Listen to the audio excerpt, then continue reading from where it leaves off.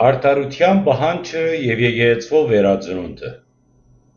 Ժամանակն է ստապելու և առանց վարանումի նայելու այն իրականությանը, որի մեջ հայտնվել է մեր Սուրբ Եկեղեցին։ Երբ հոգևոր բարձրագույն ատյանները հեռանում են ավետարանի ճշմարտությունից և վերածվում են նեղ անձնական ու քաղաքական շահերի պաշտպանության վայրերի, հոդը կորցնում է իր ուղին, լսեցի՞ք, իմացեք, վերջնականապես։ Եկեղեցին կպատկանի ոչ թե աթոռիկ առջածներին, այլ Քրիստոսին և հավատացյալ ժողովրդին։ Այսօր պետության և հանրության կողմէ բարձրացված բարեփոխումներու և արդարության պահանջը ոչ թե հարձակում է հավատքի վրա, այլ ազատագրում։ Ազատագրում կեղծավորութենեն, մերկացած հոգևոր սնանկութենեն